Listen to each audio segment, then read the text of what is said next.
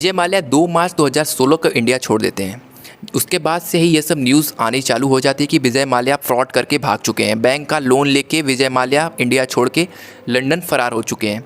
इन सब चीज़ों पे विजय माल्या ने एक पॉडकास्ट में सफाई दी है।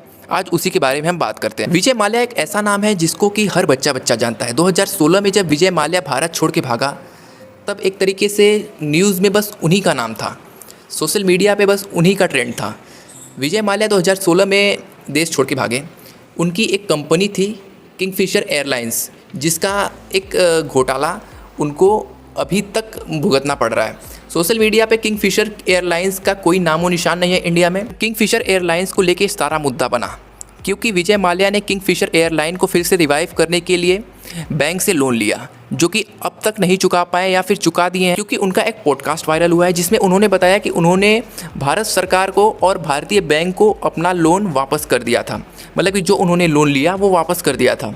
बट गवर्नमेंट अभी तक एक्सेप्ट नहीं कर रही है कि हमने लोन रिटर्न ले लिया है। उन्होंने ये भी बोला कि मैंने बैंक से कहा कि मुझे ऑफिशियल स्टेटमेंट दीजिए जो कि मैंने रिटर्न पे किया है, मतलब कि पे कर दिया है। बट अभी तक कोई ऑफिशियल स्टेटमेंट उन्होंने जारी नहीं किए है। उन्होंने बताया कि 6,000 करोड़ का जो उन्होंने लोन लिया था वो उन्होंने 14,000 करोड़ तक चुकाया, मतलब कि दुगना लोन चुकाया। और ऐसे चक्करों में सोशल मीडिया पे रील वायरल हो रही है जिसमें कि लोग बता रहे हैं कि हमें उनको अब पैसा देना है।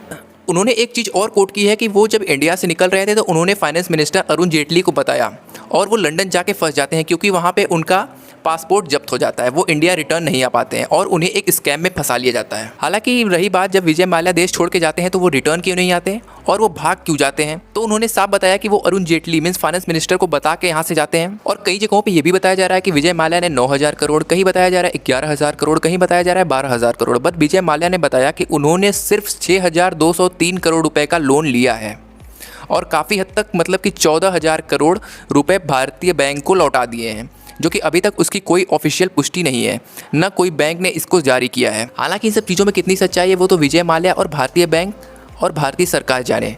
बट विजय माल्या ने जो सफाई 9 साल बाद दी है रॉयल चैलेंजर्स बेंगलोर की जीत के बाद, काफ़ी हद तक सोचने वाली चीज़ है। क्योंकि इससे पहले उन्होंने ऐसा कोई पॉडकास्ट नहीं दिया था, ऐसा कोई ऑफिशियल डाटा शेयर नहीं किया था, ऐसा कोई ऑफिशियल वीडियो नहीं निकाला था। बट डायरेक्टली आरसीबी की जीत के बाद वो पॉडकास्ट करते हैं और सारी सच्चाई बताते हैं, अपनी सफाई देते हैं। तो हम लोग ये भी सोच सकते हैं कि क्या ये पब्लिक के इमोशंस को जीतना चाहते हैं, एक तरीके से ये दिखाना चाहते हैं कि पब्लिक इमोशनली उनको कई हद तक माफ़ कर दे और कई हद तक उनको एक तरीके से इमोशनल समझ के कि आरसीबी की इस इमोशंस के मूवमेंट्स में उनको भी माफ़ कर दिया जाए। तो ये सब सोचने वाली चीज़ हो जाती है।